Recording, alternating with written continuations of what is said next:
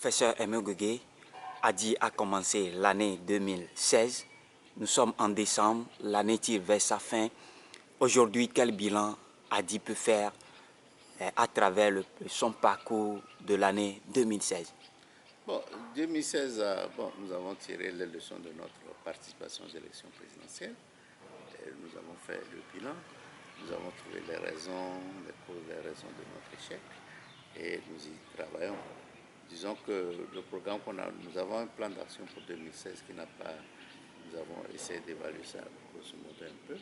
Nous avons vu que ça n'a pas été réalisé dans son ensemble, mais quand même nous faisons du travail du terrain qui aurait pu prendre plus d'ampleur, mais malheureusement ça a été un peu limité. Mais nous allons intensifier, nous nous mettons à jour, nous essayons de réajuster. Peut-être qu'on avait été trop ambitieux, nous essayons de réajuster le plan d'action à la lumière des résultats que nous avons obtenus, à la lumière des moyens que nous avons et aussi à la lumière des élections qui vont avoir lieu prochainement pour pouvoir mettre en œuvre ce que nous avons retenu.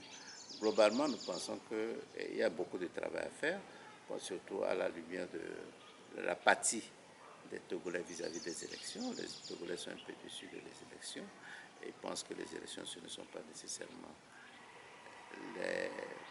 les moyens pour arriver à l'alternance. Nous devons essayer de les convaincre. Étant un parti politique, la seule façon d'accéder au pouvoir, c'est par les élections. Donc nous devons convaincre les Togolais à participer, à se préoccuper de la chose publique, notamment à partir de la lettre pastorale que les Togolais semblent oublier déjà, mais quand même c'est toujours d'actualité que les Togolais doivent se préoccuper ensemble de la chose politique. Donc grosso modo, nous disons que bon, nous avons réalisé ce que nous voulons, mais pas en totalité, il faut être honnête. Voilà, l'année a fait des grands titres de l'année. Premièrement, il y a la question des chefs de file de l'opposition. Deuxièmement, il y a la décentralisation. Il y a Ashkurun. Il y a la sûreté sur la sécurité maritime. L'année est à sa fin. Dans tout ça, on a touché la question des réformes dans tous ces grandes formes. Est-ce que aujourd'hui, Adi ira à une élection sans les réformes? Vous savez, c'est une question qu'on pose, c'est difficile de répondre par oui ou par non. Je dirais simplement que nous allons travailler pour les réformes. Ça a été notre grosse préoccupation. Vous savez que cette année encore, avec l'ANC, nous avons soumis à l'Assemblée nationale une proposition de loi portant réforme qui a été rejetée, qui n'a même pas été discutée.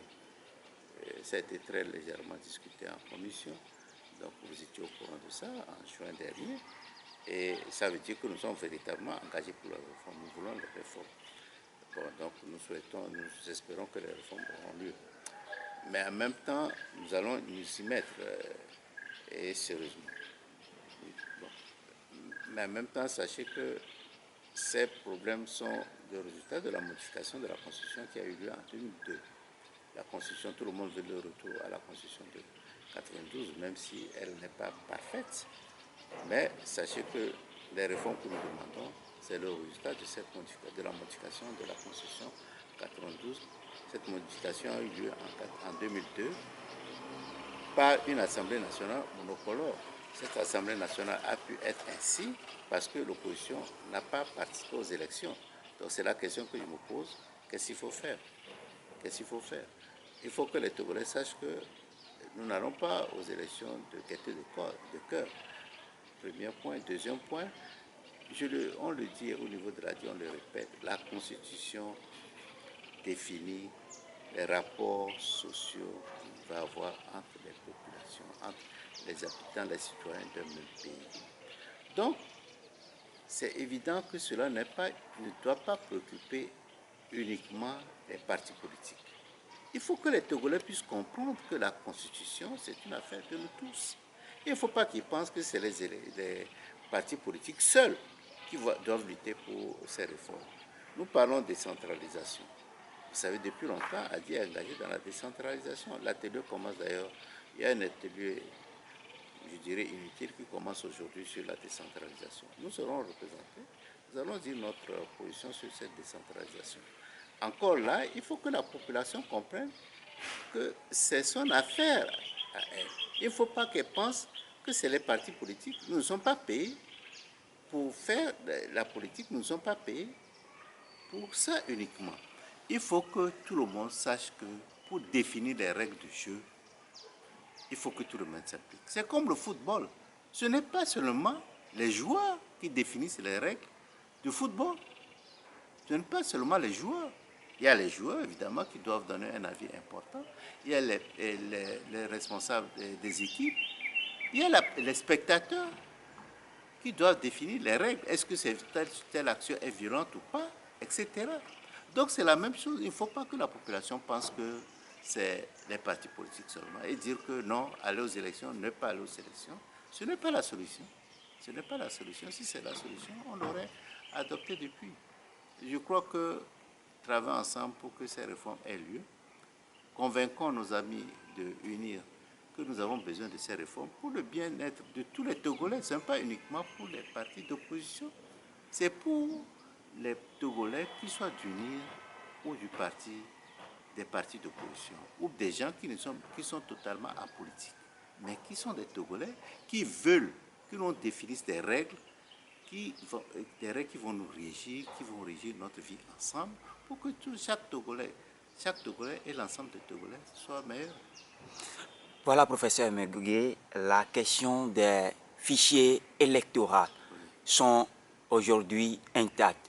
Est-ce qu'en 2018, les élections législatives vont se passer dans notre pays? Est-ce que vous allez rester les bras croisés à l'approche? Qui vous va rester les bras croisés? Les politiques. Non, ce n'est pas les politiques. Est-ce que c'est bon pour un Togolais de ne pas avoir sa carte d'identité? Est-ce que c'est bon?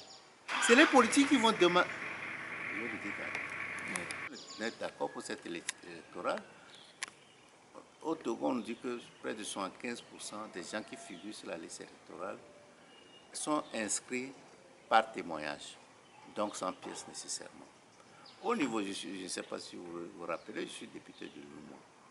Au niveau du CIP, qui est agi comme le Parlement de Lumon, nous avons insisté, particulièrement moi, pour que tous les pays puissent établir des cartes d'identité à ses citoyens. On peut utiliser les cartes d'identité comme carte électorale. Mais ça, là, il faut que tous les Togolais sachent que c'est important. Bon, nous demandons comment on transpose ces décisions, ces recommandations que nous faisons à ce Parlement dans les pays. Nous allons faire la réunion. Et ici aussi, nous travaillons sur ça. Il faut que tous les Togolais se lèvent pour leurs droits. Pour leurs droits. Il ne faut pas qu'ils pensent seulement, ça suffit, que c'est les partis politiques. Mais c'est trop facile. Que c'est les partis politiques qui doivent faire tout à leur place. C'est pas pour ça. Cela ne se passe pas ainsi. Moi, j'étais au Québec l'année dernière, en janvier, ça fera bientôt 1 an. Et les Québécois sont relativement riches. J'ai vu les populations se soulever pour des projets de 100 000 $, ça fait 50 millions de francs. Et si les Togolais, des projets de 1 milliard, 10 milliards qu'on dépense, dont on utilise les ressources en désordre, les gens ne disent rien. Ils vont dire que c'est les leaders de l'opposition, les partis politiques de l'opposition, les députés de l'opposition, alors que ces mêmes populations ont élu 62 députés de l'opposition et du parti au pouvoir. Il faut qu'il y ait cohérence dans nos actions. Il faut que la population sache. Nous allons réclamer qu'on revoie la liste. En principe, c'est chaque année que ça doit être fait. Nous allons réclamer l'établissement, la facilitation de l'établissement d'une carte d'identité nationale pour tous les Togolais. Pourquoi c'est 5 000 francs par pièce? L'État peut subventionner. D'accord, cela va revenir cher pour l'État, mais c'est un droit civique, c'est un droit citoyen. C'est un droit pour chaque Togolais d'avoir une carte d'identité. Donc il faut rendre assez plus facile pour tout le monde. Et à partir de là, ça va faciliter l'établissement des listes électorales. Voilà, professeur Mergué, vous avez évoqué que la population aussi est inclue dans cette affaire. Quel travail vous faites sur le terrain pour que la population sache que vraiment la question, ce n'est pas pour les politiques, mais c'est pour tout le Togo? À travers nos fédérations, nous-mêmes, nous allons souvent sur le terrain et nous expliquons. Les jeunes que nous rencontrons, nous leur disons. Si nous faisons des émissions comme vous le voyez, chaque fois, je le répète. Je le répète que ce n'est pas dans toute chose, lorsque vous êtes impliqué, vos intérêts sont impliqués comme dans les affaires du pays, il n'est pas bon de jouer au passager clandestin, c'est-à-dire rester à côté, dire que c'est ça que je veux, mais je suis prêt à faire quoi que ce soit. Non, ce n'est pas possible. Si vous voulez quelque chose, engagez-vous. Engagez-vous pour que cela soit, que les changements que vous voulez se réalisent. Mais vous restez là, vous donnez mandat aux gens, sans donner les moyens aux gens, sans vouloir vous impliquer. Ce n'est pas possible, cela ne se fait pas ainsi. Nous sommes dans un processus de démocratisation, de début de démocratisation. On doit s'impliquer. Lorsqu'on aura atteint un certain niveau, à partir de ce moment, il peut y avoir des gens qui sont professionnels, qui s'occupent des choses. Actuellement, on ne peut pas, c'est rare de trouver un leader de parti qui est professionnel. Dans la politique, c'est rare, il doit faire autre chose pour pouvoir continuer sa vie politique. Il faut que tout le monde puisse savoir que vraiment, pour définir les règles d'une société, il faut que tout le monde s'implique. Professeur Aimé Gougué, quelles sont les perspectives de l'ADI en 2017?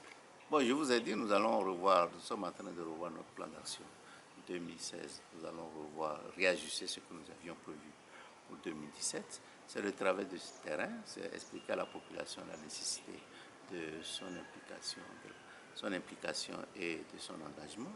Nous allons travailler pour une meilleure implantation du parti dans des zones. Vous savez, les élections locales et notamment législatives, pour les législatives, on connaît, ça aura lieu en 2018. Donc il faut commencer maintenant le travail d'identification des candidats et d'identification des zones où on aura ces candidats. Il faudra faire ce travail. Et c'est la sensibilisation. Et nous espérons que la population va essayer de nous comprendre.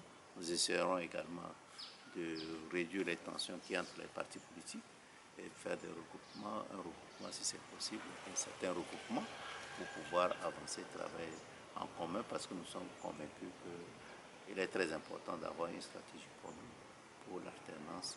Et nous l'avons dit déjà en 2015 et 2016, 2014-2015, pour nous, la candidature unique, nous ne croyons pas. Mais ça ne veut pas dire que nous allons travailler contre la candidature unique. Si ça, nous allons travailler toujours pour ça, mais ce n'est pas, nous savons que ce n'est pas nécessairement la solution. Merci, professeur Aimé Gougué. Merci, Aristide.